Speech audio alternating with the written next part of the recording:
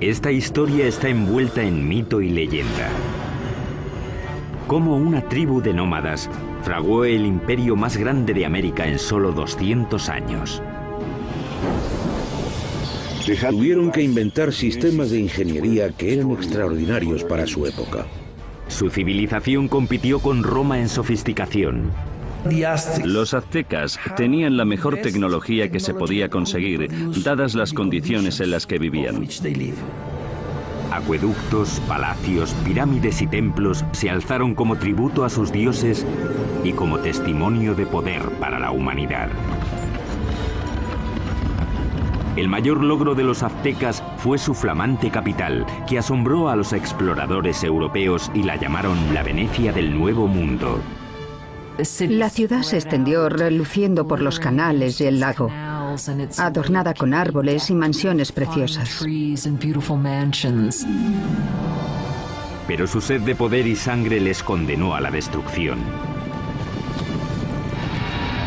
Cuando por fin llegó, la aniquilación sería más rápida y completa de lo que el mundo hubiera imaginado.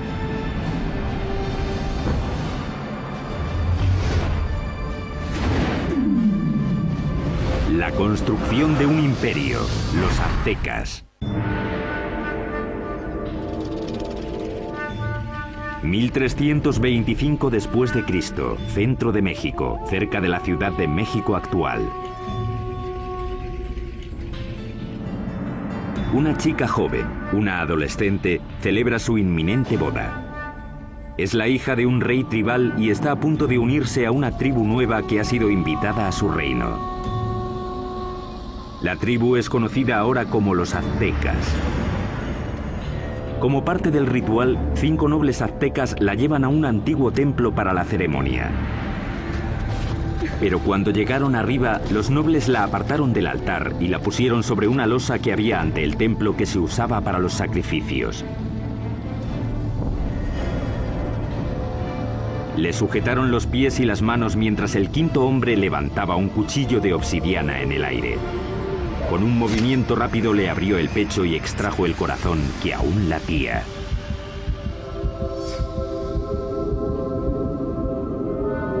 Esa tarde invitaron al rey a una ceremonia para celebrar el matrimonio. Sin embargo, encontró a un sacerdote danzando, vestido con la piel aún brillante de su hija. Como parte del ritual, los aztecas la habían desollado en honor al dios de la fertilidad.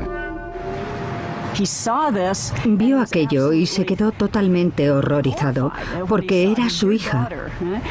Sus guardias y él persiguieron enseguida a los aztecas hasta el lago y luego hasta la isla donde se habían refugiado. La isla pantanosa no era un lugar acogedor. Y aún así, desde allí los aztecas superarían todas sus expectativas y forjarían el imperio más poderoso de las Américas.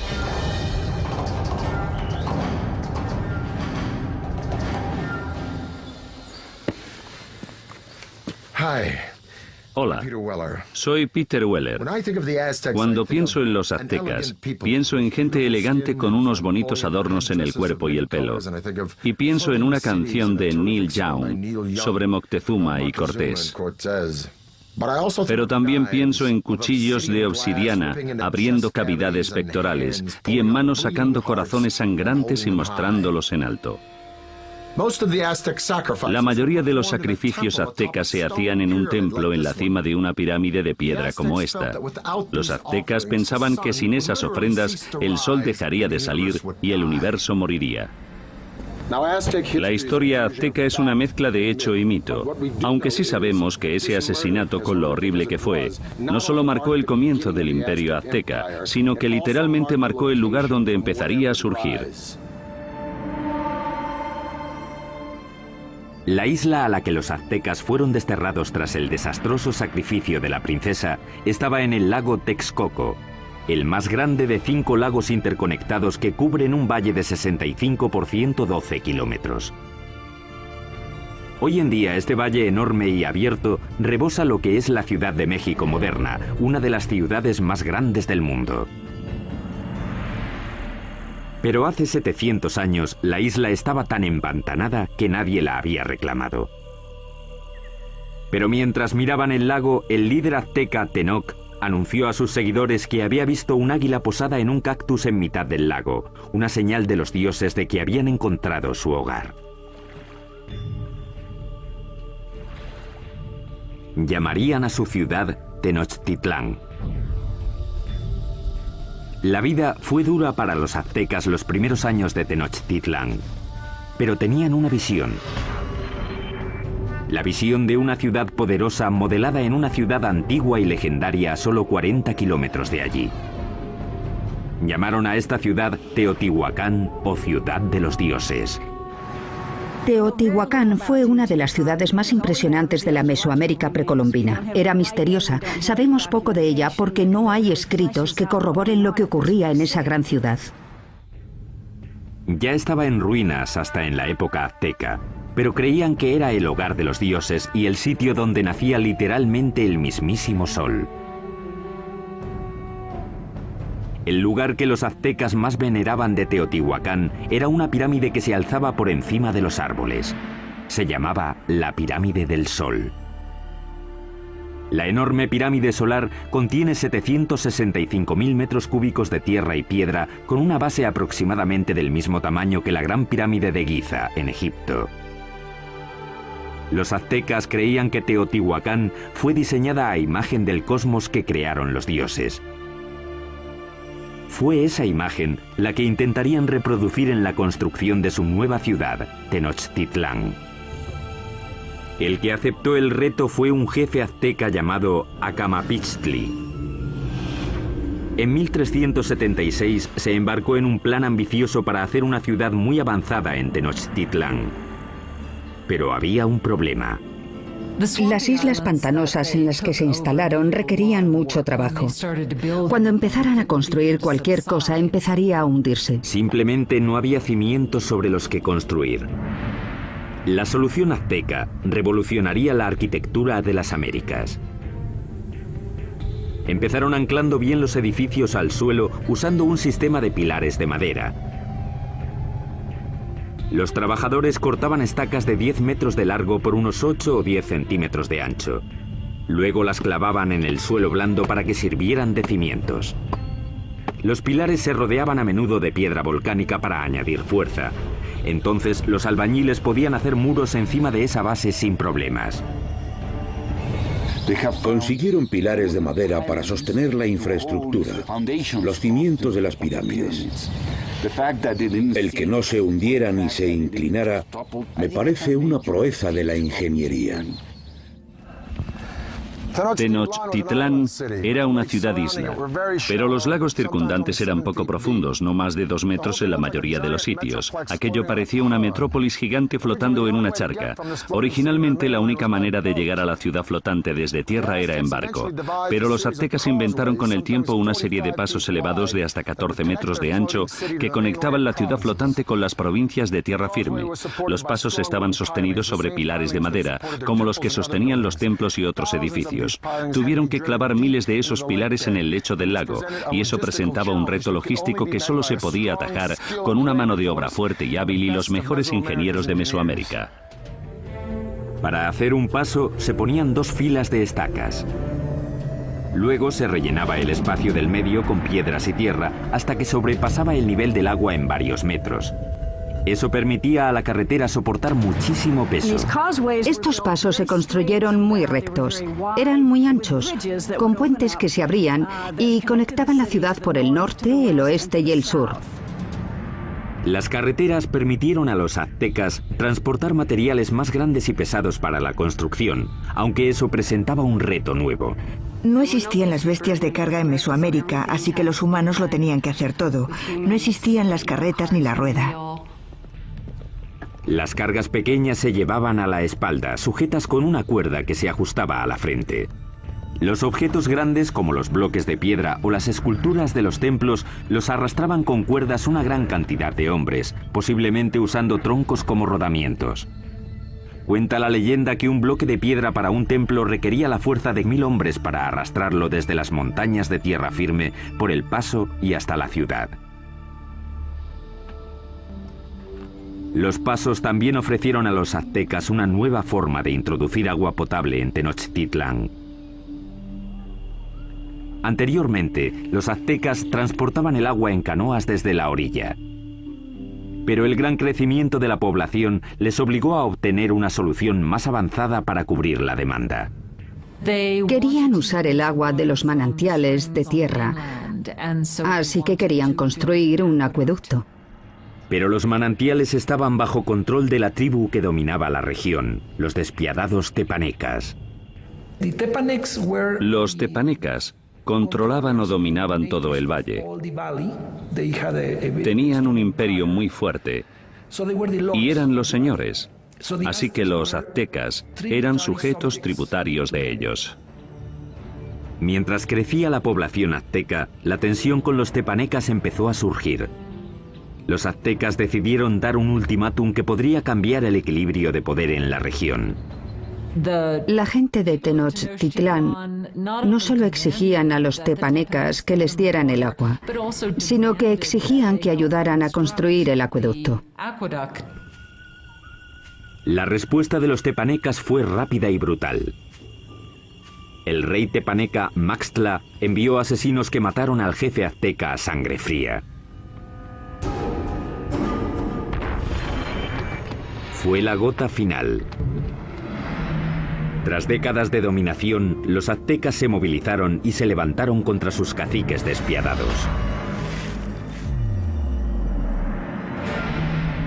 E iniciaron una serie de ambiciosos proyectos de construcción alrededor de la ciudad-isla que les valdría la reputación de mejores ingenieros de las Américas.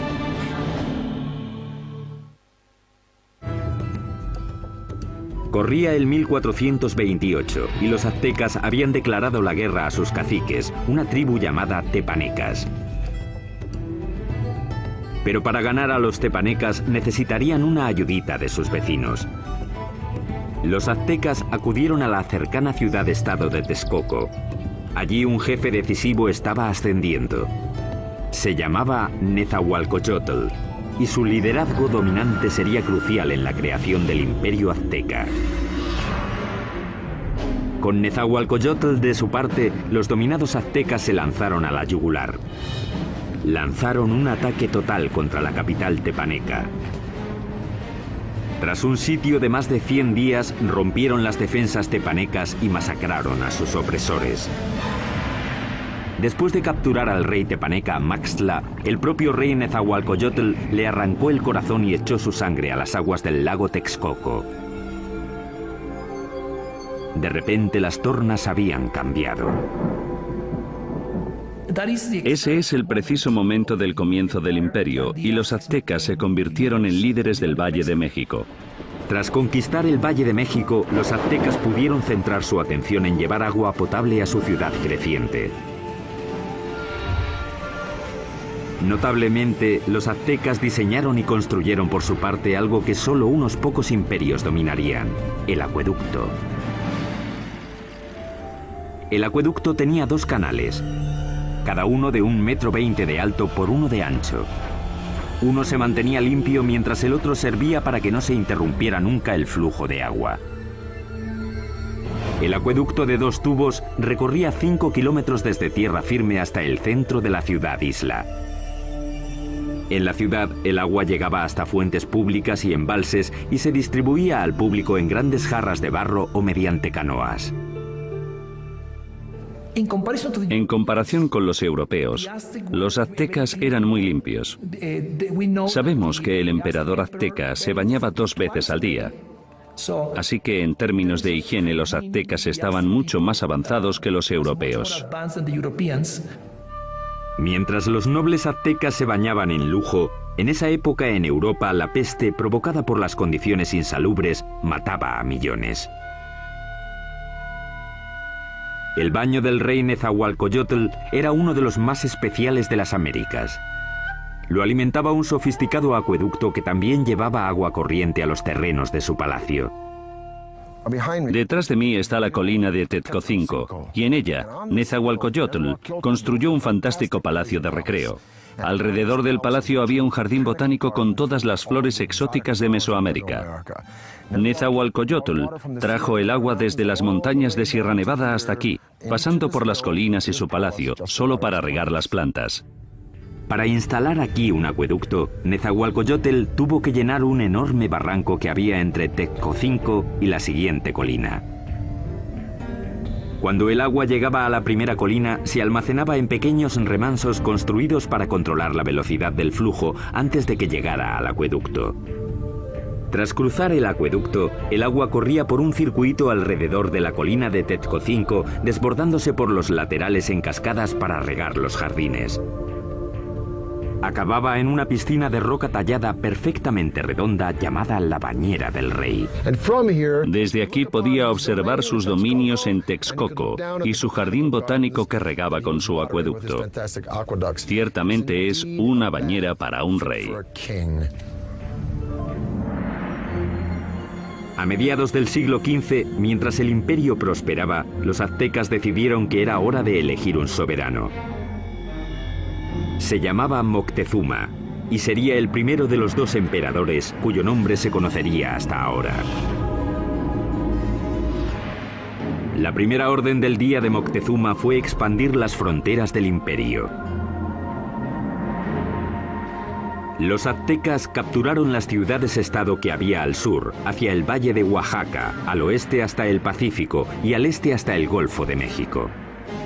En 1449, el imperio contaba ya con 15 millones de habitantes. En el corto periodo de 100 años, los aztecas consiguieron lo imposible. Cambiaron el orden del mundo mesoamericano. Pero al tiempo que los aztecas dominaban militarmente, su ciudad-isla era vulnerable a otro tipo de enemigo. Como Nueva Orleans, Tenochtitlán luchaba constantemente con el agua. Y uno de los primeros proyectos de Moctezuma fue proteger la ciudad de las inundaciones. Esto es lo que queda del lago Xochimilco, en la parte sur de Ciudad de México, de los tiempos aztecas de la ciudad de Tenochtitlán. Este lago, como los otros 4 que rodeaban a los aztecas, se alimentaba de manantiales, así que no había ríos o riachuelos por los que drenarse, y si llovía lo suficiente, el nivel del agua subía y se desbordaba por la tierra y la ciudad. Eso fue exactamente lo que pasó a mediados del siglo XV, cuando una inundación de proporciones catastróficas barrió Tenochtitlán. La ciudad que comandaba el imperio quedó casi destruida, y la civilización azteca tuvo que depender una vez más de la genialidad de sus ingenieros y de uno en particular. Moctezuma apeló a la ayuda de su antiguo aliado Nezahualcóyotl para proteger la ciudad que estaba reconstruyendo en el lago. Nezahualcóyotl diseñó algo que le convertiría en el mejor ingeniero del continente. Su plan era crear una zona de seguridad alrededor de la ciudad con un enorme dique que protegería Tenochtitlán y a sus habitantes. Fue diseñado para ser mayor que ninguna otra obra que hubiera en las Américas en ese momento, con una longitud de 16 kilómetros al este de la ciudad desde el extremo sur del lago y hasta el norte.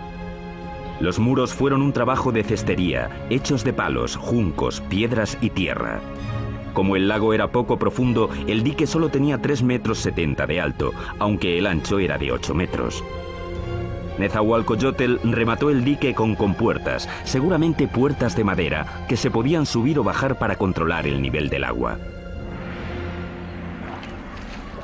El dique también sirvió para otro propósito, proteger el suministro de agua. Era importante construir algún tipo de mecanismo de protección para evitar que se mezclase el agua salada con el agua dulce de la parte oeste del lago. Napoleón dijo, un ejército marcha sobre el estómago. Es fácil suministrar comida de sobra para los civiles durante el desarrollo crítico de cualquier civilización, pero los aztecas perfeccionaron un método único no solo para proporcionar mucha comida al pueblo civil, sino para impulsar la expansión militar del imperio. Esta solución revolucionaria se llamó chinampas, un sistema que les permitió crear literalmente tierra nueva para cultivar y para vivir. Si vas a hacer una ciudad de cualquier tamaño, tienes que proporcionar espacio, así que lo que ellos hicieron fue construir esas chinampas en el lecho del lago. Básicamente una chinampa es una isla artificial construida en el lago. Parecían campos de fútbol estrechos, de unos 90 metros de largo por unos 10 metros de ancho. Una chinampa se hacía tejiendo una red de palos que flotaba en el agua y apilando juncos y hierbas encima. Después se sacaba fango del lecho y se ponía encima de los juncos para formar la chinampa. Entre 4 y 6 hombres tardaban 8 días en construir una chinampa media. Estaban conectadas a la ciudad por canales navegables gigantescos que miles de hombres tardaban meses en hacer. Una chinampa como esta podía producir hasta 7 cosechas al año, mientras que un agricultor en tierra firme podía cosechar 1, 2 o quizá 3 veces como mucho. Cuando una cosecha estaba lista para que la recogieran en una chinampa, los brotes de la siguiente ya estaban saliendo del fango que estaba extendido en un barco adyacente a la chinampa.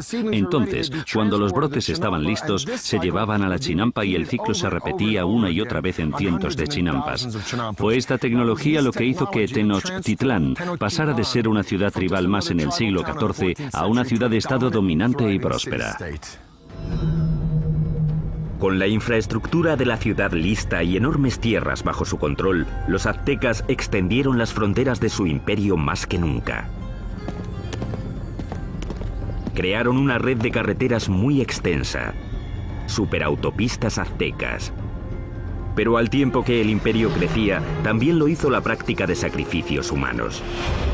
Muy pronto ríos de sangre corrían por las calles de Tenochtitlán.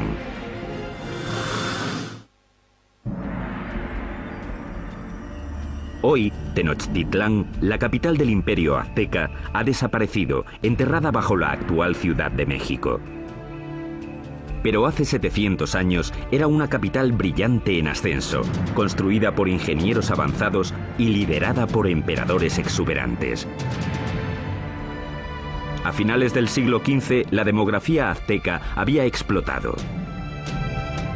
Su siguiente gran emperador lanzaría una serie de conquistas que competirían con cualquiera de la historia. Se llamaba Ahuizotl y demostraría que era incluso mejor guerrero que su abuelo, Moctezuma.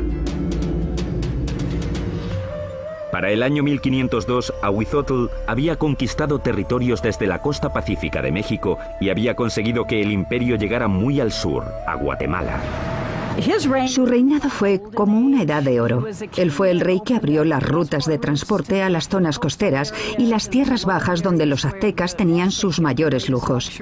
Todas las plumas brillantes, el oro, las piedras preciosas que los nobles y soberanos lucían como parte de su estatus, venían de allí.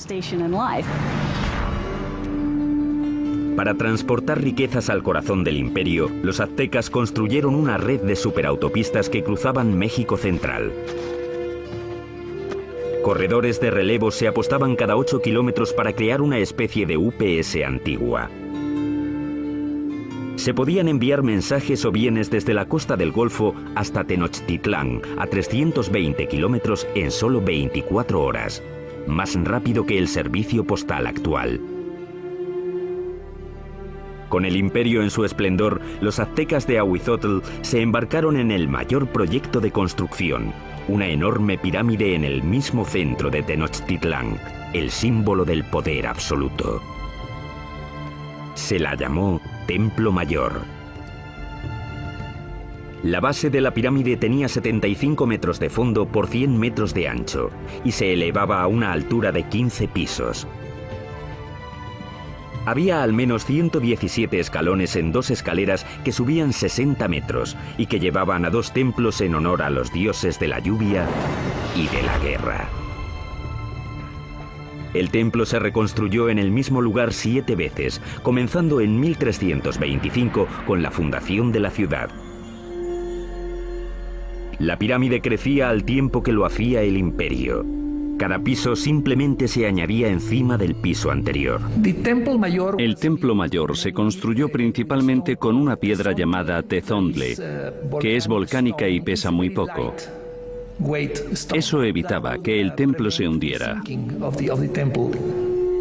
Para los suelos y paredes, los aztecas aplicaron un revoque de cal, que era una especie de cemento. Algunos ejemplos encontrados hoy son tan duros como el cemento moderno, incluso después de 500 años. Los albañiles aztecas trabajaron durante décadas para completar su monumento a los dioses. El templo estuvo enterrado hasta 1978, cuando la compañía eléctrica cavó una zanja y descubrió accidentalmente una enorme piedra tallada y las ruinas del templo con ella. El disco tiene 3,5 metros de diámetro, pesa 20 toneladas y representa el cuerpo desmembrado de la diosa Coyolxauhqui. Coyolxauhqui era la diosa de la luna, y su hermano la mató porque se quedó embarazada de una forma vergonzosa. Los aztecas no eran nada mojigatos. De hecho, los nobles tenían muchas mujeres y concubinas. Pero entre el populacho, sobre todo las mujeres, el adulterio estaba prohibido y se castigaba severamente, a menudo con la muerte. Según la leyenda, el hermano de la diosa de la luna le cortó la cabeza y tras decapitarla tiró el cuerpo por una colina. Los aztecas representaban este asesinato literalmente y a menudo en festivales durante todo el año. Decapitaban a sus víctimas en la cima de la pirámide y luego tiraban los cuerpos por las escaleras hasta la gran piedra de abajo. Para los romanos, el tesoro más preciado era el oro. Para los egipcios era el más allá. Para los aztecas era la sangre humana. Creían que tenía que haber reciprocidad con los dioses, así que tenían que agradecer a los dioses dándoles lo más preciado que tenían, que era la sangre humana. Los aztecas la llamaban agua preciosa y creían que si los dioses no la recibían en grandes cantidades, el mundo acabaría en apocalipsis. Adornar los muros interiores de los templos con sangre humana fresca era práctica común. Y el olor tenía que ser horrible. Para dedicar su expansión del gran templo, el emperador Azuitzotl hizo un sacrificio en masa. Las cabezas de las víctimas se expusieron con orgullo en estantes alrededor del templo. Según las crónicas, dicen que sacrificaron a 20.000 personas. Desde un punto de vista práctico y desde un punto de vista científico, parece imposible. Así que creo que la crónica, que la escribieron fuentes españolas, quería decir que a sus ojos había muchos. Durante el reinado de Azuitzotl, las sangrías se dispararon. La vida en Tenochtitlán se convirtió en una orgía de muerte. Llevaban tanto a amigos como a enemigos para presenciar los sacrificios. Siempre eran sacrificios rituales, siempre son eventos, pero también eran declaraciones políticas, una forma de intimidación. En el momento de la muerte de Azuitzotl, los aztecas habían institucionalizado los sacrificios y habían convertido los asesinatos en el campo de batalla en un arte. Eran los guerreros más feroces de América, una élite que tendría un espectacular templo dedicado. Pero ni siquiera ellos estaban preparados para la guerra de los mundos que les iba a caer encima.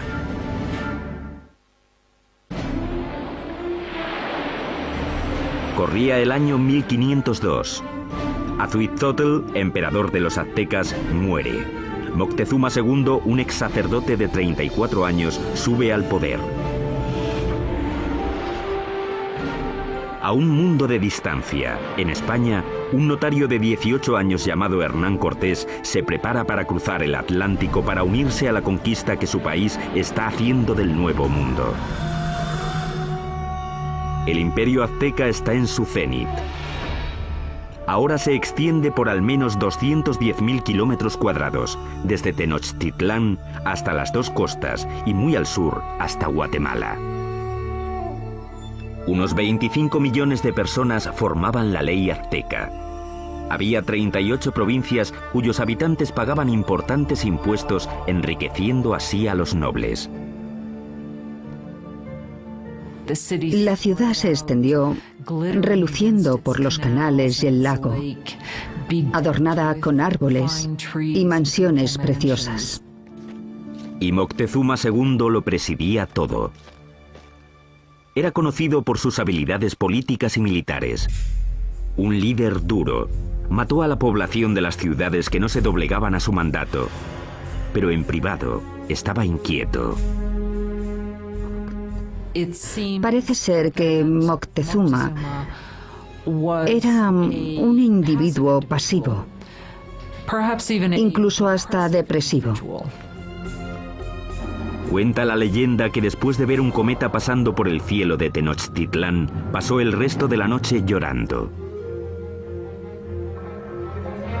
Según pasaban las semanas, se volvió cada vez más paranoico. Pero en el culmen de su obsesión por lo sobrenatural, una amenaza muy real se aproximaba por mar. Los espías colocados a lo largo de la costa del Golfo informaron sobre algo muy extraño que no conseguían describir. No habían visto un barco en su vida, así que no tenían una palabra para describirlo. Por eso los indios se refirieron a los barcos como montañas que se mueven por el agua. En 1519, tras navegar desde Cuba, Cortés llegó con 11 de aquellas montañas flotantes y 500 hombres al Golfo de México, 320 kilómetros al sureste de Tenochtitlán. Las tribus quedaron atónitas ante aquellos hombres con armaduras de metal y animales que no conocían. Según avanzaron tierra adentro, masacraron brutalmente a las tribus que se resistieron, pero muchas otras se alegraron de poder proporcionarles comida y hombres. Una de las formas que uno de los jefes locales de la costa del Golfo utilizó para agradar a Cortés y su compañía fue con un grupo de mujeres que no solo estaban allí para las labores caseras, sino también, claramente, para hacer de cortesanas, para proporcionarles servicios sexuales. Pero entre las concubinas, una en particular llamó la atención de Cortés. Era la hija de un jefe que había sido vendida como esclava y se llamaba la Malinche. Desarrollaron una relación íntima y con el tiempo ella le dio un hijo. Ellos fueron las primeras personas de sangre mezclada del Nuevo Mundo. Pero era mucho más que una amante. Se convirtió en la intérprete de Cortés y su papel se amplió a consejera e intermediaria entre él y los aztecas. No solo era su traductora, también le contaba cosas que se estaban diciendo o que se suponía que él no tenía que oír o entender. La red de corredores de relevos de Moctezuma le mantuvo informado de los movimientos de los españoles. Estaba claro que iban hacia la ciudad. Mientras avanzaba hacia Tenochtitlán en el verano de 1519, Cortés amasó un ejército de miles de hombres. El ejército de guerreros de Moctezuma contaba con cientos de miles. Iban vestidos de animales en el campo de batalla para intimidar a sus rivales. Parte de ello era espectáculo. Los guerreros llevaban distintos trajes increíbles. Los guerreros más importantes eran los caballeros, vestidos de jaguares y águilas. Los caballeros aztecas se iniciaban en sus órdenes con ceremonias sagradas en templos especiales como este. Este es el templo Cueva de Malinalco, uno de los 6 templos de esta remota ladera a unas horas al sur de Ciudad de México. Moctezuma lo terminó en el año 1502, poco después de su coronación. En Europa, Miguel Ángel estaba esculpiendo el David en la República de Florencia. Pero mientras Miguel Ángel tallaba el David, los aztecas extraían este templo directamente de la ladera de la montaña. Y es el único templo en todo el hemisferio occidental construido de esta forma. Al final de las escaleras de Coalcali se encuentran las esculturas de dos jaguares. A los lados de las puertas yacen los restos de dos guerreros. La puerta representa la boca abierta de una serpiente gigante. Literalmente se puede ver la lengua saliendo del templo. Los aztecas creían que esta era la entrada al centro de la tierra. Los guerreros privilegiados venían aquí, entraban en la sala con esculturas de águilas, les perforaban la nariz y ofrecían sangre en sacrificio para Huitzilopochtli, el dios de la guerra. Pero esta no sería, ni mucho menos, la última vez que los guerreros aztecas vendrían a dar su sangre. El primer encuentro entre Cortés y Moctezuma sería pacífico. Pero el conquistador sabía que un choque enorme y sangriento entre el viejo mundo y el nuevo mundo tendría lugar pronto. Y la aniquilación que tuvo lugar sería uno de los acontecimientos más aterradores de la historia de las Américas.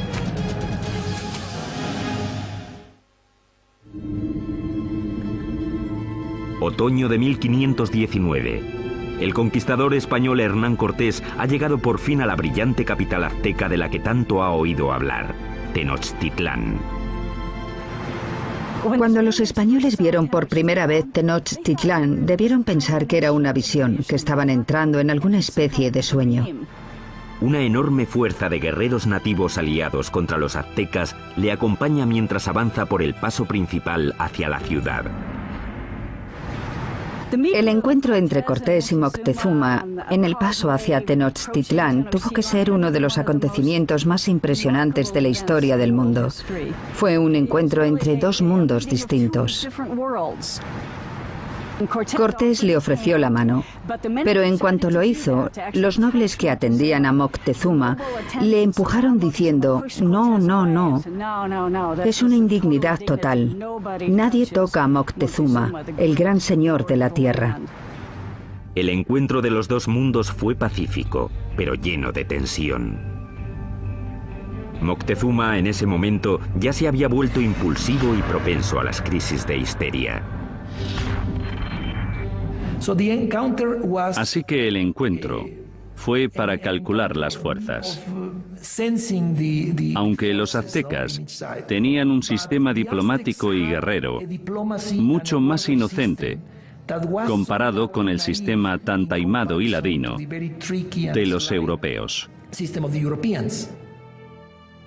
Moctezuma invitó a los españoles a quedarse en uno de sus palacios. Resultó ser un error catastrófico. Cuando los españoles entraron en la ciudad, quedaron tan impresionados que les pareció un sueño. En el centro de la ciudad se alzaba el colosal palacio del emperador. El palacio de Moctezuma II era un gigantesco complejo que se extendía por las 3 hectáreas contiguas al gran templo. Uno de los españoles se dio cuenta de que todos los días se reunían 600 nobles en el palacio de Moctezuma para oír las palabras del emperador. Moctezuma recibió a los españoles en una gran cámara de recepciones que había en la entrada, diseñada para que el emperador pareciera omnipotente. Pero el palacio de Moctezuma sería el último que construirían los aztecas. Cuando no llevaban ni una semana de visita, los españoles fueron a la yugular y secuestraron a Moctezuma. Fue un movimiento atrevido, pero compensó. El imperio parecía suyo. Aunque Moctezuma seguía siendo el líder oficial de la ciudad, durante un tiempo no fue más que el portavoz de Cortés. Durante 6 meses, la tensión dentro de los muros de Tenochtitlán se calmó. Entonces, en la primavera de 1520, todo cambió. Una mañana, unos soldados españoles interrumpieron un sacrificio sagrado y mataron a los participantes. El acto desencadenó un alzamiento. Para los aztecas, los españoles habían cometido un sacrilegio inefable. La ciudad quedó sumida en el caos cuando los aztecas marcharon al palacio de Moctezuma. Moctezuma intentó subir a la cima del palacio, hablar con la gente y calmarlos, pero ya no aguantaron más. Moctezuma se había convertido en la marioneta de los españoles. Una traición tan enorme a los ojos de su pueblo que le lapidaron y tiraron flechas. Poco después tiraron el cuerpo sin vida de Moctezuma por las escaleras del palacio. Nunca sabremos si murió a manos de los españoles o por las heridas que le infligió su propio pueblo. Y los españoles decidieron que sería un buen momento para irse de la ciudad. La noche del 30 de junio de 1520, los españoles intentaron escapar aprovechando la oscuridad. Pero no quieren deshacerse de las cosas que han cogido y arrastran el peso de todo lo que quieren llevarse. Fueron presas fáciles para los guerreros aztecas que les atraparon en el paso. Los cuerpos se apilaron rápidamente en el agua. 400 españoles fueron masacrados junto a miles de sus aliados indios. Esa escapada ha llegado a llamarse la Noche Triste. Cortés y unos pocos más consiguieron escapar con vida.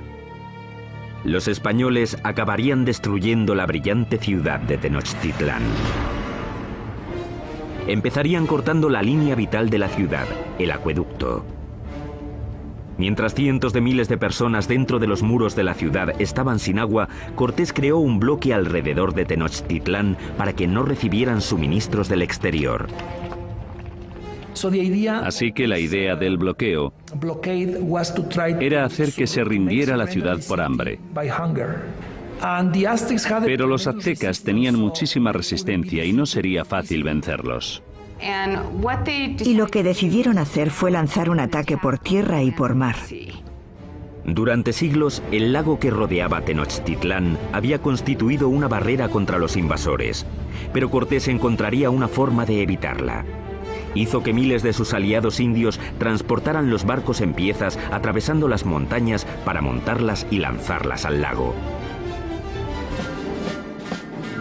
Mayo de 1521.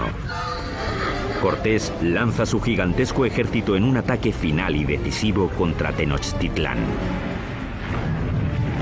600 españoles, incluyendo 100 caballeros y hasta 50.000 aliados indios, se enfrentaron a los defensores aztecas de la ciudad sobre los pasos.